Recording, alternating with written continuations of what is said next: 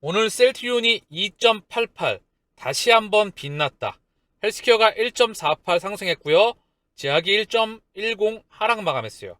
코스피가 1.22 하락했는데요. 장중에 상승권에서 다시 한번 하락으로 끝났고요. 코스닥은 낙폭이 무척 컸습니다. 4.36 하락 마감했다. 낙폭이 4%대의 큰 하락이 나왔고요. 지금 전반적으로 국내 증시가 상황이 좋지가 못해요. 그래서 국내 증시 상황을 잠깐만 좀 보고 갈까요? 자, 증시 다금 동향이에요. 고객 예탁금이 66조에서 계속 줄어들고 있죠? 56조, 그 라인 부근까지 내려와 있고요. 중요한 신용 잔고가 지금 많이 줄었어요. 정말 많이 줄었어요. 21조 밑으로 내려와서 19조, 20조 밑으로 내려가고 있어요. 그쵸? 이 비율이 많이 줄었다. 즉, 최근 시장에서 신용 비율이 많이 털렸다는 거예요. 그만큼 가볍다 이제. 가벼워졌고요. 결국 국내 증시는 이머징 증시이기 때문에 취약성이 있겠죠. 자, 그래서 시장 지표를 좀 보고 오면은요. 1306원 거듭 언급드리지만 환율이 안정화가 돼야 외국인 자금이 국내 증시로 들어올 수가 있어요. 근데 국내 증시뿐만 아니라 신흥국 증시, 코인, 주식, 위험 자산에 들어오려고 한다면 FOMC의 스탠스의 변화가 필요합니다. 그래야 그게 돌아나가고요. 그 중심에 우크라이나가 있고요. 그 중심에 다시 한번 물가가 있습니다. 제가 계속해서 매크로 이슈를 언급드리는 그 이유예요. 유가는 106.19달러. 아직도 많이 떨어져야 돼요. 너무나 가파르게 올랐고요. 10년 내 최고점 부근에 있고요. 달러의 가격도 최근 고점에서 조금 떨어졌으나 아직도 많이 떨어져야 돼요. 더불어 미 국채 금리도 더 떨어져야 됩니다. 이런 매크로 이슈들이 정리가 돼야 기본적으로 국내 증시에 반등이 나올 수가 있는 부분입니다. 지금 보시는 화면이 제 관심 종목 화면인데요. 제약바이오가 장 초반에 증시가 플러스권이었잖아요. 제약바이오에 훈풍이 불어닥치는 듯한 그런 느낌이었어요. 미디어에서도 좋은 이야기가 나오고 더불어 원래 산업에 있어서 섹터가 제약바이오가 그 연도에 달리면 다음에는 쉬고 뭐 이런 식이거든요. 2차 전지가 달리면 그 다음에는 쉬고 이런 섹터로 돌아가는 분위기인데 그동안에 제약바이오가 정말 많이 쉬었죠. 셀트리온이 많이 쉬었기 때문에. 그쵸? 그런데 미디어에서 이런 말이 나와요.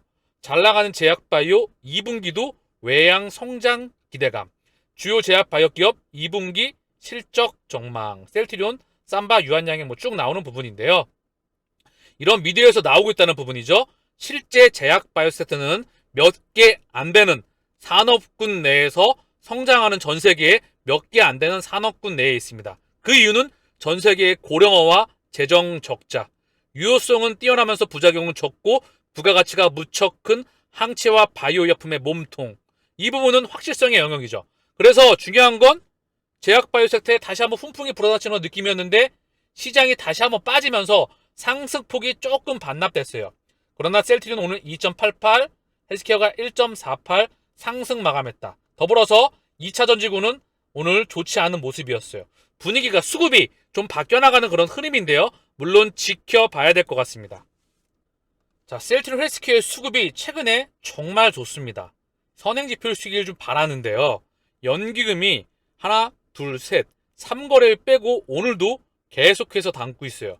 한 달 기준. 기간 모습이죠. 기간도 몇 거래를 빼놓고는 계속 순매수고요. 외국계 창구를 통해서도 하나, 둘, 셋, 넷, 다섯, 5거래를 빼놓고는 계속해서 매수였다. 즉 외국인과 기관계 창구를 통해서 계속해서 손바뀜이 일어나면서 모아가고 있다. 누군가는. 그나마 개인 물량만 210만 주가 털려나가고 있는 부분이다. 물론 이 부분에도 차명이 있겠죠. 헬스케어의 모습이 사실 셀트리온의 선행지표이길 바라는 부분이고요. 지켜보면 되겠죠. 헬스케어 수출 실적이 셀트리온의 주가와 동행하는 부분이기 때문에. 자, 그리고 셀트리온의 수급을 좀 보고 갈까요? 자, 셀트리온의 수급 오늘 외국계 창구죠. 정확히 44,399주 팔았지만 기간이 무려 30만 주를 담았다. 이 중에 연기금이 11만 8천 주를 담았어요. 삼성전자를 무지하게 지금 팔아 제끼고 있죠. 주범이에요. 그쵸? 주가 하락에. 어쨌든 중요한 건 연기금이 담고 있다. 더불어 기관 투자자가 끊임없이 담고 있고요. 셀트리온의 수급도 한 달 기준 153만 주의 개인 물량이 외국계 창구와 기관계 창구로 넘어왔다. 셀트리온의 수급도 최근 흐름이 나쁘지 않다. 자, 그러면서 차트를 한번 좀 보고 갈게요. 셀트리온 좀 차트를 보면은요. 바닥권에 있죠, 당연히. 제가 계속 언급드리지만 오늘 121선에 맞았어요. 중요한 건 상승에 나왔어요. 오늘 장중에 무려 5%대까지 올랐어요. 그쵸? 장이 별로 안 좋은데 올랐다는 거예요. 그쵸? 그래서 121선에 맞았고요. 현재 이 라인 일봉상 저항대죠. 여기가 일봉상 저항대와 이동평균선의 저항대가 만나서 딱 맞고 밀렸습니다. 현재는 바닥권에 있기 때문에 사실 큰 의미는 그렇게 있지 않아요. 중요한 건 제대로 되는 거래량이 동반되면서 추세의 전환이 나와야 됩니다. 그 부분은 숫자와 실적, 더불어 합병이겠죠. 중요한 건 물론 수급이 선행하지만 그래서 계속 지켜봐야 되겠죠. 자, 헬스케어도 마찬가지예요. 셀트리온과 똑같이 생겼어요. 똑같이 생겼습니다. 그래서 121선 위로 올라와야 되겠죠. 얘도 정말 차트가 똑같습니다. 그리고 셀트리온 잠깐만 좀 주봉으로 한번 보고요. 21선 언저리에 딱 박혀있죠? 똑같아요. 다시 한번 언급드리지만 노란색 선을 완벽히 돌파해야 돼요. 수급이 거래량 동반, 거기에는 거래량 동반 기저에 실적이 동반돼야 되죠. 그래서 하반기에 램시마 SC와 유플라에마가 기대가 되는 이유입니다. 셀트리온 흡입형 코로나19 치료제 임상 3상 착수한다. 경증 또는 중등증 코로나19 환자 대상 2,200명 대상. 자, 어마무시하죠? 2,200명 글로벌 임상 대상입니다.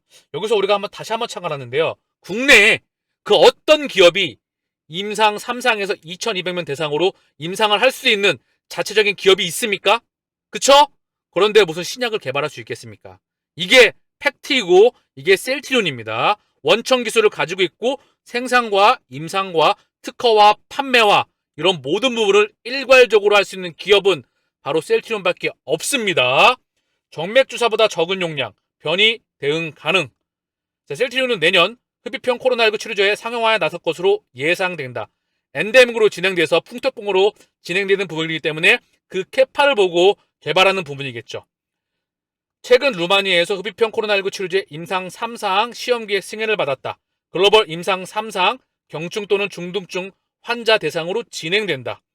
자, 치료제의 유효성과 안정성을 평가할 예정이다. 치료적 유효성과 안정성을 평가할 예정.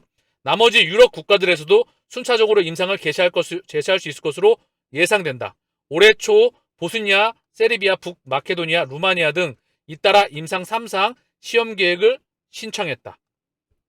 내년 흡입형 코로나19 치료제 상용화 작업을 개시할 수 있을 것이라고 예측하고 있다.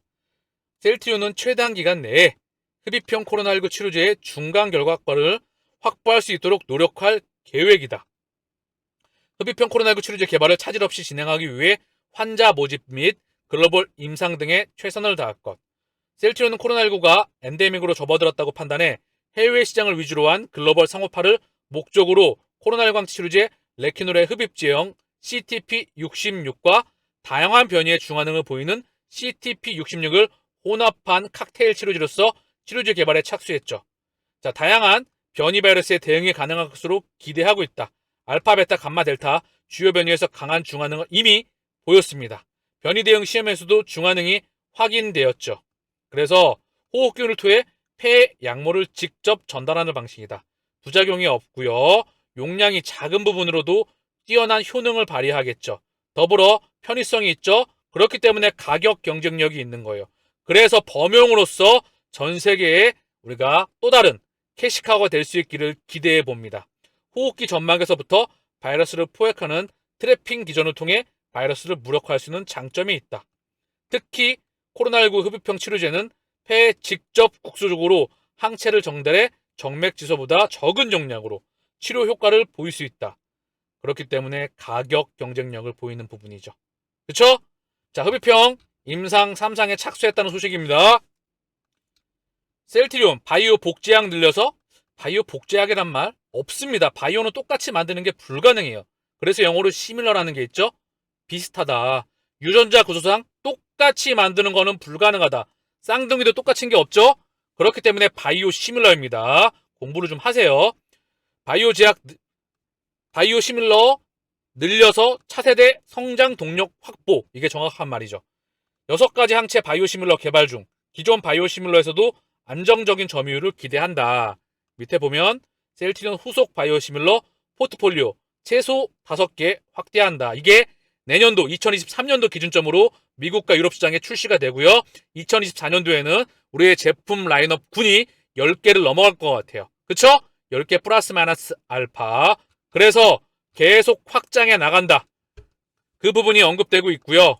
그리고 셀트리온 홀로 상승한다. 바이오 뉴딜 K바이오. 그만큼 셀트리온은 국내에서는 독점적인 기업이에요. 반도체에 삼성전자가 있듯이 제약바이오에는 셀트리온이 있고요. 이제 세계적인 빅 파마를 향해 가고 있을 것이라 생각을 해요.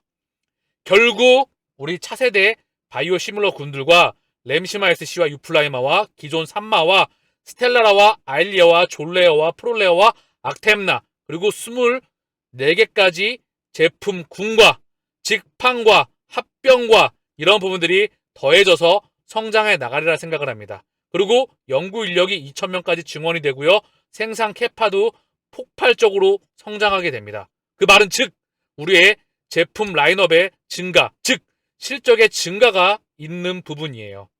자, 그래서 경기 침체 공포 확대가 되면서 증시 상황이 안 좋죠. 근데 제가 많이 언급드려요.